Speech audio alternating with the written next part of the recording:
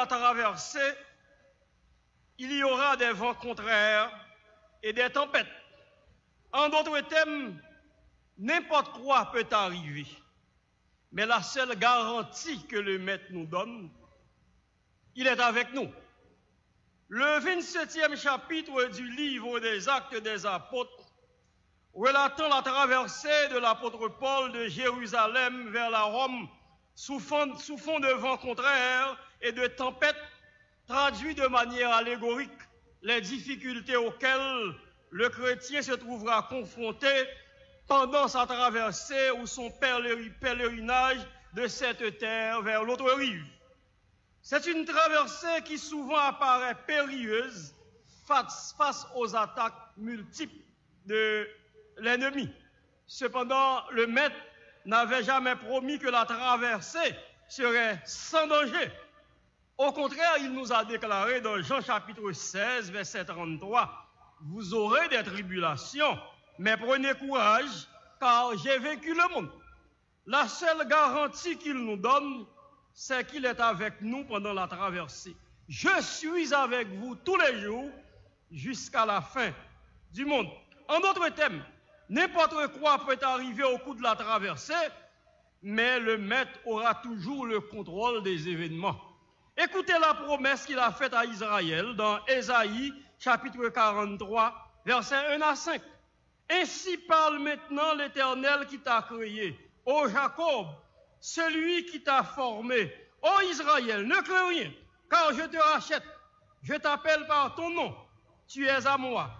Si tu traverses les eaux, je serai avec toi, et les fleuves, ils ne te submergeront point. Si tu marches dans le feu, tu ne te brûleras pas, et la flamme ne t'embrasera pas. Car je suis l'Éternel, ton Dieu, le Saint d'Israël, ton Sauveur. Je donne l'Égypte pour ta rançon, l'Éthiopie et Saba à ta place, parce que tu as du prix à mes yeux, parce que tu es honoré et que je t'aime. Je donne des hommes à ta place et des peuples pour ta vie. Ne crains rien, car je suis avec toi. Le feu et les eaux peuvent être considérés tant dans le sens figuré que dans le sens propre comme les deux images des deux éléments les plus destructeurs de la nature. Le feu et les eaux peuvent être considérés comme les deux éléments les plus destructeurs de la nature, mais le Seigneur nous a fait cette promesse. Si tu traverses les eaux, je serai avec toi et les flammes ne t'embraseront pas. Cela veut dire, tu peux te trouver dans des eaux, mais je suis avec toi. Je vais vous expliquer, frères et sœurs bien-aimés, ce matin, le témoignage d'un des Jobs du temps moderne qui a traversé des tempêtes dont les unes sont plus terribles que les autres.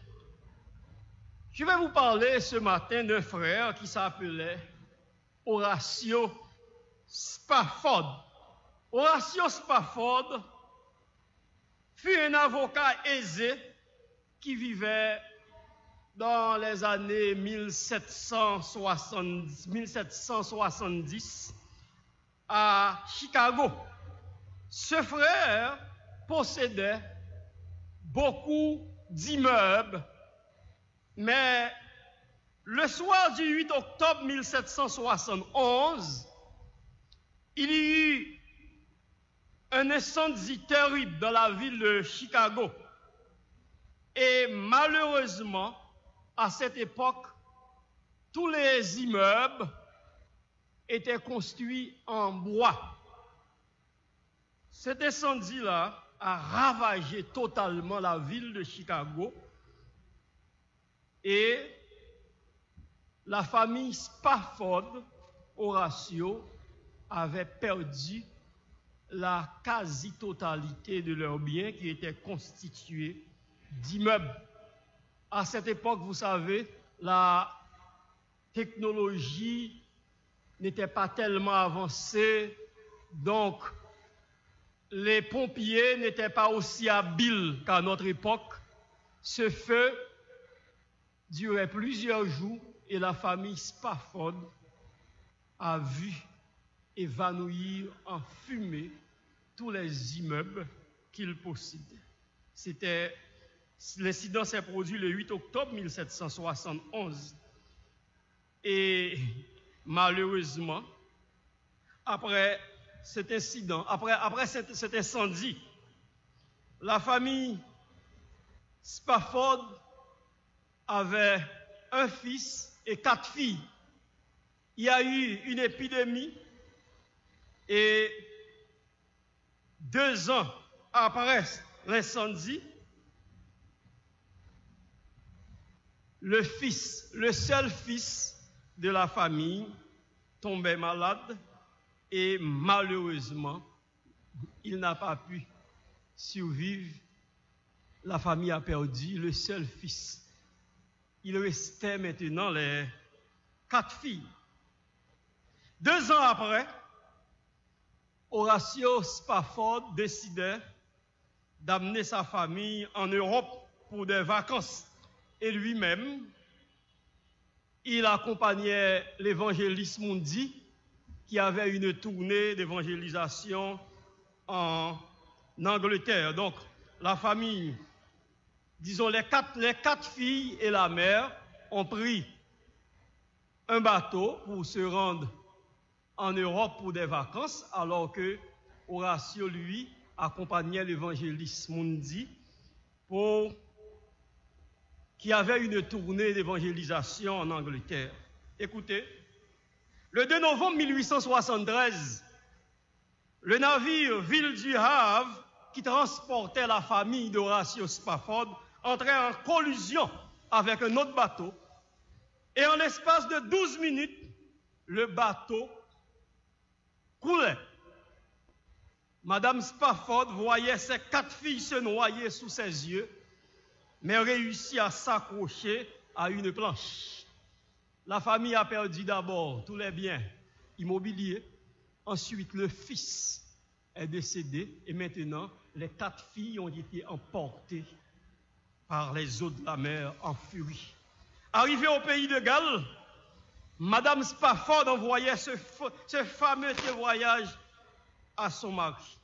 Sauvé, seul. À ce moment-là, M. Spafford, le frère Spafford Horatio, décida immédiatement de rejoindre sa femme et prend le prochain bateau en partance pour l'Europe. Un soir, au cours du voyage, le capitaine vient frapper à sa porte et lui disait: « Nous nous trouvons actuellement au-dessus du lieu où vos filles ont péri. » Horatio Spafford regarde pendant quelques instants les eaux troublées qui lui ont ravi ses 4 filles à jamais. Puis, retournant dans sa cabine, il écrit le texte de ce cantique que nous attribuons souvent à des funérailles. Il écrit le texte de ce cantique. Quel repos céleste, Jésus, d'être à toi pour la vie et la mort. Dans les jours mauvais, de chanter avec foi. Tout est bien, ma paix est infinie. Quel repos céleste, mon fardeau n'est plus. Libre par le sang du calvaire, tous mes ennemis, Jésus les a vaincus. Gloire et louange à Dieu notre Père. Quel repos céleste, tu conduis mes pas, tu me combles de tes richesses. Dans ton grand amour, chaque jour, tu sauras déployer envers moi tes tendresses. Quel repos quand enfin, Seigneur, auprès de toi, j'aurai ma place. Après les travaux, les combats, la douleur, à jamais, je pourrai voir ta face. Quel repos! Quel céleste repos! Peut-on alors s'étonner que ce cantique ait encouragé tant de cœurs attristés? Parce que Horatio Spafford, qui l'écrivait, connaissait effectivement celui qui a dit: « Je vous laisse ma paix, je vous donne ma paix. Je ne vous la donne pas comme le monde la donne, que votre cœur ne se trouble point. » et ne s'alarme point. Jean 14, verset 26. Oui, frères et sœurs bien-aimés, au cours de notre périple sur cette terre, avant d'atteindre l'autre rive, nous ferons face aux vents contraires et aux tempêtes. Je vais attirer votre attention sur un verset de notre texte, ce que disait le grand apôtre Paul. C'est le verset 19, si je ne m'abuse, quand il dit « La tempête était si forte et nous perdons tout espoir de nous conserver la vie. » Le grand apôtre Paul, celui qui disait « Je puis tout par celui qui me fortifie », voici l'apôtre Paul qui dit « La tempête était si forte que nous perdons tout espoir de nous conserver la vie. » Oui, frères et sœurs bien-aimés, au cours de notre périple sur cette terre, avant d'atteindre l'autre rive, nous ferons face aux vents contraires et aux tempêtes. L'ennemi fera tout ce qui est en son pouvoir pour nous porter à nous laisser emporter par le découragement et abandonner la foi. Rappelez-vous de cette promesse du Seigneur contenue dans la Bible. Il y a un chercheur biblique qui a dit dans la Bible cette promesse, je suis avec toi, on va retrouver ça 366 fois. Et il a dit pourquoi 366 fois? Parce que à cause des jours bissextiles, on trouve 366 fois dans la Bible cette promesse. Voici, je suis avec toi, de manière à pouvoir compter sur lui d'heure en heure, tant que dure le combat. Frères et sœurs bien-aimés, parfois, les vents contraires sont tellement terribles que nous avons tendance à perdre la foi, comme l'apôtre Paul qui disait, la tempête était si forte que nous perdons tout espoir de nous conserver la vie. Oui, frères et sœurs bien-aimés, chacun d'entre nous, au cours de notre traversée, avant d'atteindre l'autre rive, nous ferons face certainement à des tempêtes terribles, des tempêtes inexplicables, des tempêtes qui paraissent injustes. Regardez la tempête d'une famille. La famille a perdu d'abord tous les biens matériels, ensuite le fils unique, après quoi les 4 filles, et maintenant c'est seulement le père et la mère qui ont pu survivre. Et la mère n'avait plus l'âge de procréer. Mais malgré tout, malgré ces tempêtes, ils ont placé leur confiance en ce Dieu extraordinaire. Laissez-moi partager avec vous le témoignage d'une tempête terrible qui s'était abattue sur la vie d'une autre famille. Ce frère, il est le pasteur titulaire de l'une des églises américaines les plus populaires dans la ville de New York. La famille a plusieurs enfants, mais il y a une fille particulièrement sur laquelle compte le pasteur, parce que pour lui, cette fille, certainement, va être à ses côtés dans le ministère comme l'un des piliers du ministère. Frères et sœurs bien-aimés, vous savez quelque chose? Quand l'ennemi va nous attaquer, je ne sais pas pourquoi, souvent le Seigneur lui donne la permission de nous attaquer côté puissant sibio. Ça qu'a fait crier puis plus c'est à la permission pour le frapper là. Cette fille grandissait et arrivé un moment, elle ne fréquentait plus l'église. Parfois, au cours des services, alors que le pasteur prêchait, elle est venue s'asseoir en face de l'église avec ses amis, la fumée cocaïne. Quelle tempête dans la vie d'un homme de Dieu. Vous êtes pasteur, vous annoncez l'évangile, votre famille aurait dû être le modèle. Votre fille a décidé de laisser la maison. Pendant que le pasteur prêche, la fille se trouve en face de l'église en train de fumer de la cocaïne. Quelle tempête dans la vie d'une famille évangélique, frères et sœurs bien-aimés. Le pasteur explique assez souvent, après le culte du dimanche matin, qu'est-ce qu'il faisait? Il se rendait au basement de sa maison pour pleurer, disant, Seigneur, je n'ai pas travaillé pour ça. C'est pas possible. J'annonce l'évangile. Qu'est-ce que je n'ai pas fait pour ma fille? Pourquoi cette tempête doit-elle s'abattre sur ma vie? Après plusieurs années de douleur, dans cette église, les dames missionnaires ont leur service de jeûne le jeudi matin. Un dimanche matin, la présidente de l'association des dames est venue dire, cette semaine, le Seigneur nous demande d'aller chez le pasteur pour le jeûne. Arrivé à la maison du pasteur, tout le monde était en pleurs. Le pasteur pleurait, sa femme pleurait, les dames missionnaires ne pouvaient non plus retenir leurs larmes. Parce que vous savez, quand vous êtes père et mère de famille, vous avez une sensibilité, vous ne pouvez pas pleurer devant les douleurs d'une famille, d'une autre famille. Au cours du jeûne, le Seigneur parlait à la présidente de la dame disant, de l'association des dames disant, la fille va revenir à la maison. Et immédiatement, le pasteur, dans son témoignage, disait, je me trouvais consolé. Vous savez pourquoi? Notre Dieu, il est le Dieu de l'alliance. Quand il parle, il veille sur sa parole pour l'accomplir. Je reprends pour vous. Le Dieu que nous servons, il est le Dieu de l'alliance. Quand il parle, il veille sur sa parole pour l'accomplir. Et j'aime bien ce que dit le pasteur Eden McGoffey dans l'une de ses prédications. Pasteur Eden McGoffey disait, le bon Dieu finit parler, c'est pas bouche li pour veiller, c'est main pour veiller, parce que ce que sa bouche a dit, ça met la confiance. À chaque fois que le pasteur rentre à la maison, il demandait à sa femme, est-ce que notre fille n'est pas encore revenue?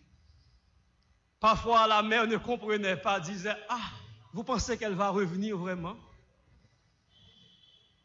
Et un jour, on entendait sonner, le bel, la sonnerie. Quand le pasteur a été regardé, c'est la fille qui a croqué le père, qui a dit, Dad, I am sorry, j'ai péché contre vous, je suis de retour à la maison. Savez-vous qu'aujourd'hui, cette fille qui avait laissé la maison, elle s'est mariée à l'un des pasteurs associés à ce ministère et aujourd'hui, elle est l'un des piliers de ce ministère parce que les tempêtes surviendront certainement, mais le Seigneur est toujours avec nous. Il est toujours avec nous. Dans les moments les plus difficiles, nous pouvons compter sur lui parce qu'il est le Dieu de l'alliance. Quand il parle, il veille sur sa parole pour l'accomplir. Laissez-moi partager avec vous ce troisième témoignage d'une tempête qui s'est abattue dans la vie d'une femme chrétienne. Une pauvre dame missionnaire ayant un fils unique, famille monoparentale. Elle a un seul fils, elle ne travaille pas, mais elle se débrouille tant bien que semble pour faire l'éducation de son fils. Vous savez, assez souvent, nous ne contrôlons pas suffisamment les gens avec lesquels nos enfants prennent part.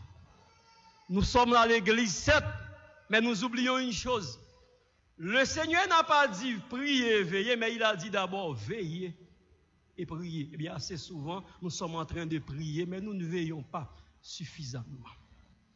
Ce fils unique, qui représentait le seul espoir de sa mère, malheureusement, il prenait contact avec des gangs. Un samedi matin, alors que je me trouvais chez moi, j'ai reçu la visite du pasteur de cette dame, accompagné de son fidèle. Ils étaient venus rechercher de l'aide auprès de moi comme avocat. Vous savez, frères et sœurs bien-aimés, peu importe l'expertise que nous avons, il y a des tempêtes devant lesquelles seul le Seigneur peut intervenir. Cette dame ne pouvait même pas m'expliquer ses devoirs. Parce qu'elle pleurait amèrement. Qu'est-ce qui s'est passé? L'un des amis de son fils l'a appelé. On lui a remis un chèque. On lui a demandé de se rendre dans tel magasin sur la route de Delma au fin d'acheter certaines choses. Quand il est arrivé, on a reçu le chèque. On a pris du temps. Pourquoi? Parce que il y a un arrêt de paiement sur ce compte. On a cambriolé la maison d'une organisation internationale. On a volé un bloc de chéquier. On a fait la fausse signature du comptable. Et c'est l'ami qui a fait le coup, mais il n'est pas venu et il a envoyé le pauvre fils de cette dame. Entre-temps, on a appelé la DCPJ et on a procédé à l'arrestation du fils unique de cette dame missionnaire. Quand il est venu auprès de moi, j'ai eu un double problème.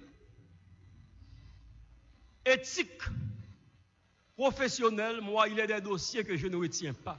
Mais j'ai un problème. Il y a une brebis blessée.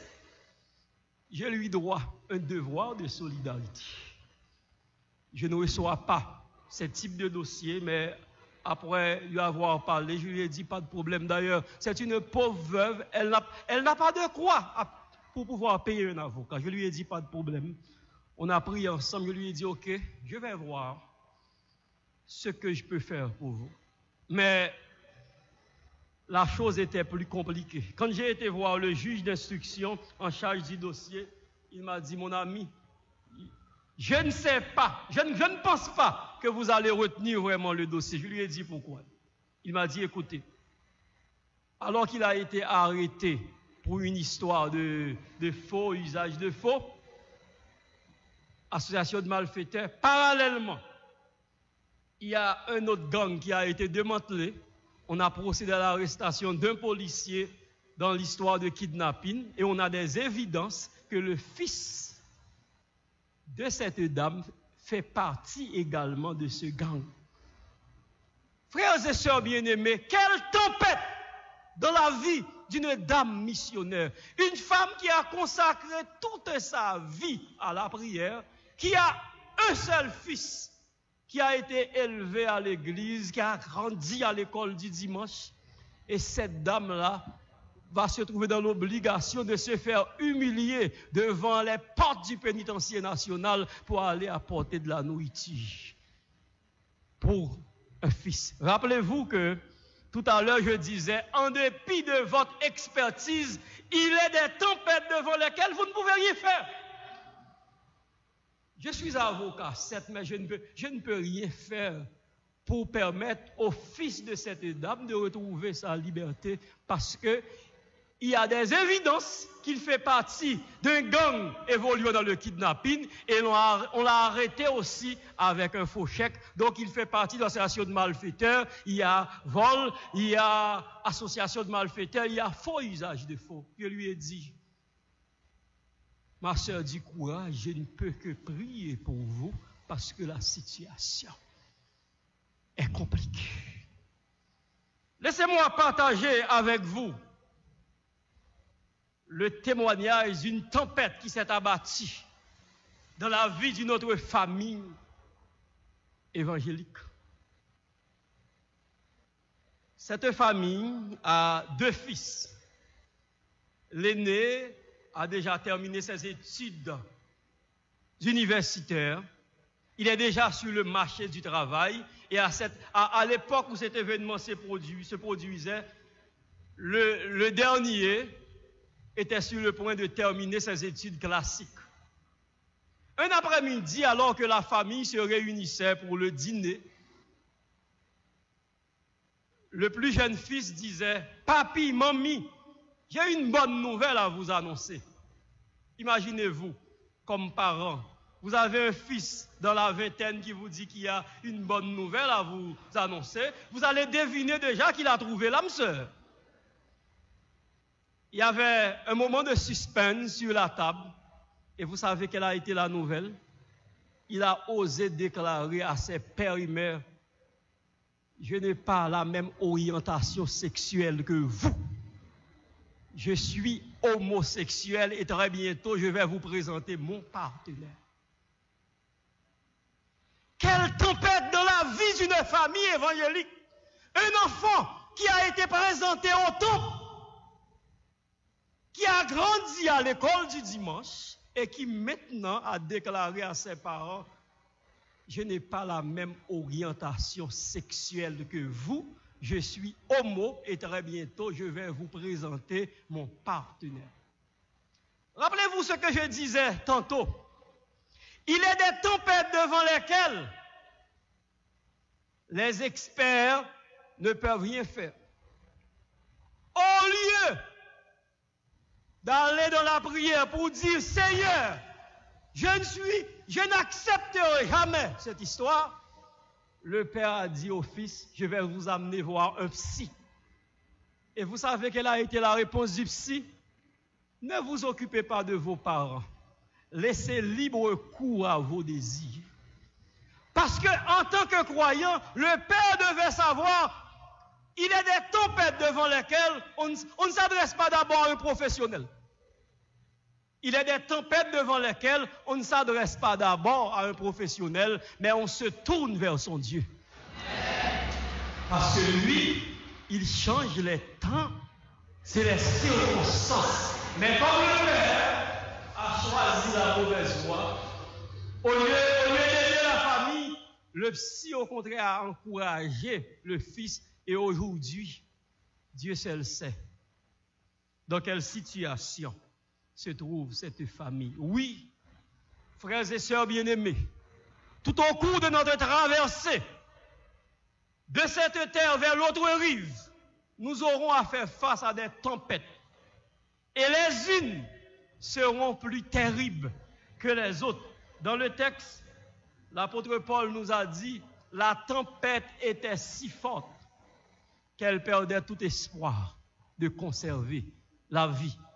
Certainement, vous vous retrouverez devant des difficultés, des situations qui paraissent tellement terribles. Parfois, nous avons tendance à perdre la foi. On se demande, est-ce qu'on peut toujours compter sur ce Dieu? Et qui disait, devant les tempêtes les plus terribles, il est silencieux. Je reprends pour vous. Qui pisait? Devant les moments les plus difficiles, assez souvent, notre Dieu est silencieux. D'ailleurs, à chaque fois que vous traversez une tempête, quand vous aurez fini de traverser la tempête, ne pensez pas que c'est le repos. Il y a une autre tempête plus terrible qui vous attend plus devant. C'est ça la réalité de la vie chrétienne. Le chemin est tracé d'une manière telle, assez souvent nous ne comprenons pas, mais comme a dit ce cantique créole, puis devant à comprendre, pour qui notre vie sera toujours traversée par des tempêtes, frères et sœurs bien-aimés, et après chaque tempête, suivant ma compréhension de la marche, après chaque tempête, il y a une autre tempête plus terrible qui vous attend. Mais ce qui est certain, plus que certain, dans les tempêtes, dans les difficultés, dans les dangers, dans les moments noirs, je vous recommande une seule chose. ayez les yeux fixés sur le Maître et comptez sur lui d'heure en heure, tant que dure le combat. Quand Dieu disait après chaque tempête, je pense qu'il y a une autre plus terrible. Quand Dieu dit ça, je me réfère aux strophes de ce cantique, c'est le cantique 72, mélodie joyeuse, section française. Voilà ce que nous dit l'auteur. Jour après jour, nouveaux orages, nouveaux périls, point de frayeur. Bientôt, j'atteins le grand rivage, puisqu'à là-bas est mon sauveur. Jour après jour, nouveaux orages, nouveaux périls, mais en sûreté, mon esquif flotte, puisqu'à là-bas est mon sauveur. Que le Seigneur vous bénisse. Point de frayeur, bientôt j'atteins le grand rivage, puisqu'à là-bas est mon sauveur. Jour après jour, nouveaux orages, nouveaux périls, mais en sûreté, mon esquif flotte, puisqu'à là-bas est mon sauveur. Que le Seigneur vous bénisse.